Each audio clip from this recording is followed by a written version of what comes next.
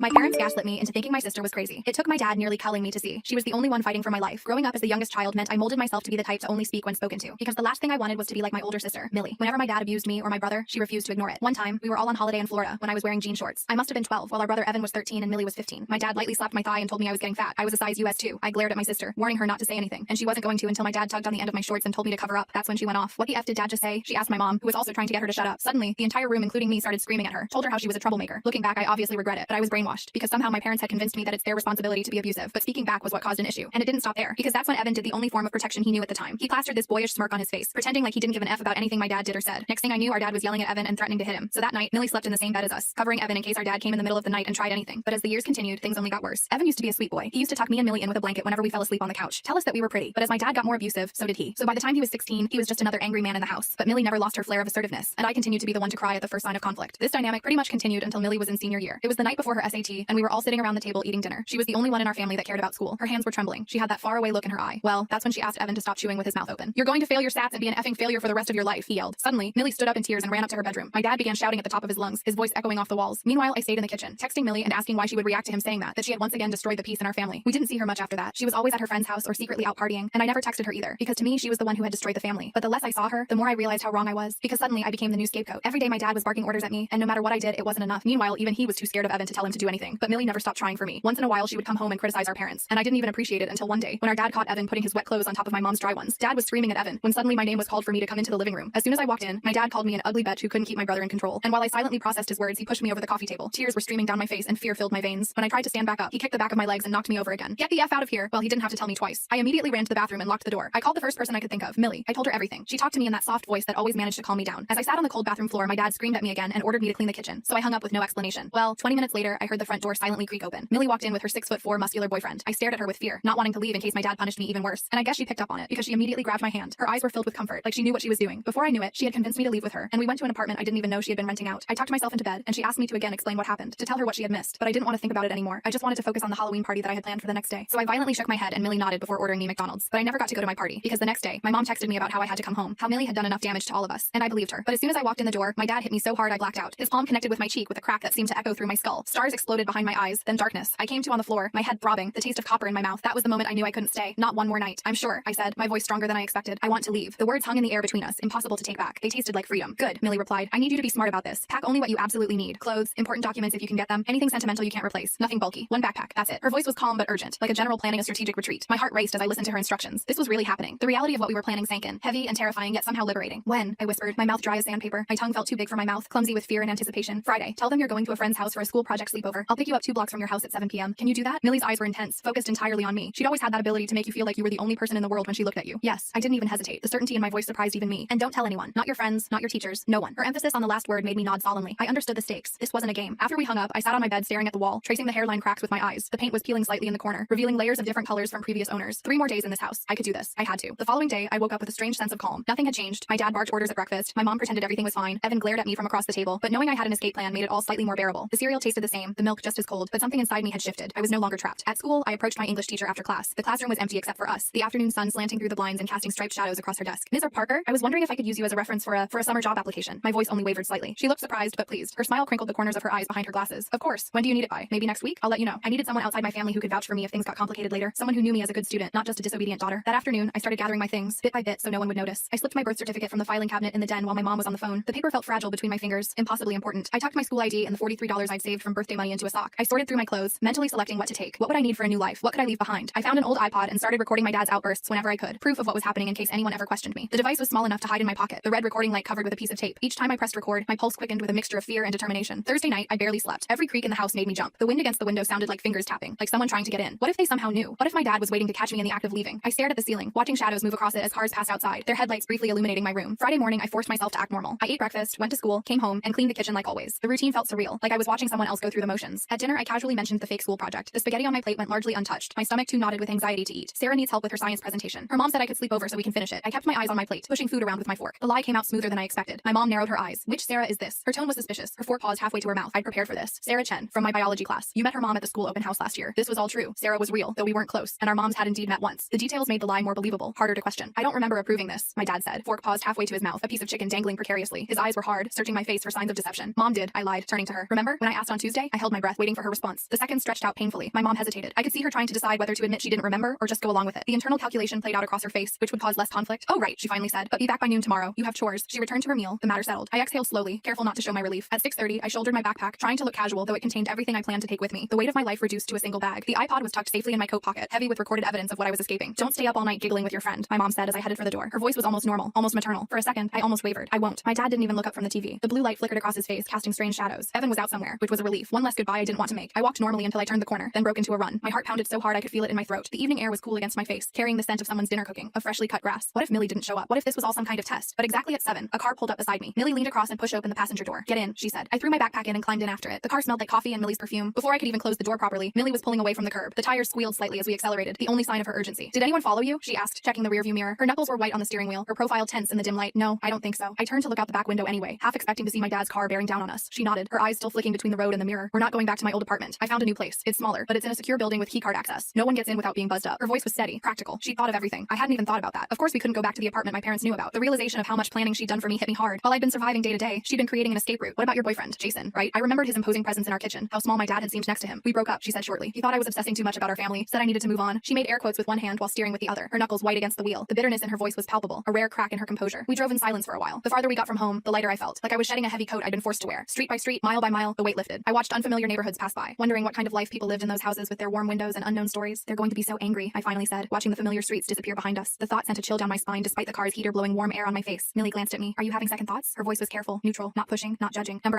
I know what's coming. The explosion, the blame, the guilt trips. I could already hear my mom's voice, see my dad's rage. She nodded grimly. Yeah, me too. The shared understanding passed between us, requiring no further explanation. We both knew exactly what they were capable of. The new apartment was on the 3rd floor of a building with a security door at the entrance. It was tiny, just one bedroom, a bathroom, and a combined kitchen living area, but it was clean and bright. The walls were a soft cream color, bare except for one small framed print of a beach scene. The furniture was minimal but functional. A couch, a coffee table, a small dining set. Nothing fancy, but nothing broken or stained either. You can have the bedroom, Millie said, dropping my backpack on the bed. I'll take the couch. The bed was neatly made with a blue comforter that looked new. No, I can't take your— I started to protest, but she cut me off with a wave of her hand. It's fine. I work late shifts anyway. We'll barely overlap. Her tone made it clear the matter wasn't up for discussion. I looked around the sparse room. There was a bed, a small dresser, and not much else, but it felt safer than any room I'd been in for years. No shouting on the other side of the wall, no footsteps to listen for, no holding my breath when a door opened. Thank you, I whispered. The words felt inadequate for what she'd done. Millie's face softened. You're my sister. I wasn't going to leave you there. She squeezed my shoulder once and turned away, but not before I saw the shimmer of tears in her eyes. That night, I slept better than I had in months, maybe years. No listening for footsteps in the hall, no bracing for the next explosion, just quiet. The mattress was firmer than mine at home, the pillow fluffier. Outside, the occasional car passed, but the sound was distant, unthreatening. I drifted off to the gentle hum of the refrigerator and the soft sound of Millie typing on her laptop in the living room. The peace lasted exactly until 10:07 the next morning, when my phone exploded with texts from my mom. The buzzing woke me from a deep sleep, my heart instantly racing before I even read the messages. Where are you? Sarah's mom says you never showed up. Answer me right now. Your father is furious. I showed the messages to Millie, my hands shaking. The screen of my phone lit up with another incoming text, then another. They came so quickly the phone barely stopped vibrating. Turn off your phone, she said. We knew this was coming. Her calmness steadied me, reminded me that we had anticipated this. I hesitated, then typed one message. I'm safe. I'm not coming back. Then I powered off my phone and set it on the counter. The silence that followed felt both terrifying and liberating. What now? I asked. Sunlight streamed through the kitchen window, casting a warm rectangle on the linoleum floor. It was strange how normal everything looked when my entire life had just changed. Now we wait. They'll escalate before they back down. She was right. By that evening, we'd received 6 voicemails on Millie's phone. The first few were from my mom, alternating between threats and tearful pleas. Her voice went from angry to broken and back again, a familiar cycle I'd heard my whole life. The last one was from my dad. If you don't bring her home right now, you'll regret it, he growled. Both of you will. His voice sent a chill down my spine despite the warmth of the apartment. Some conditioned responses were hard to shake. Millie deleted them all without responding. Her finger pressed the delete button with a finality that felt like closing a door. The next day, Sunday, my phone pinged with a text from Evan. I turned it back on briefly to check messages. The notification made my stomach drop, but I forced myself to read it. Don't expect anything from us when he dies. Just that. No explanation of who he was or what he meant. The cryptic nature of it felt deliberately cruel, designed to make me imagine the worst. I showed it to Millie. He's trying to guilt you, she said. Dad probably put him up to it. You know how he's always making vague threats about his health when he wants attention. Remember when he told us his heart was giving out because Evan wanted to go to summer camp? Her voice was steady, but I noticed how she bit her lip after saying it, like she wasn't entirely sure.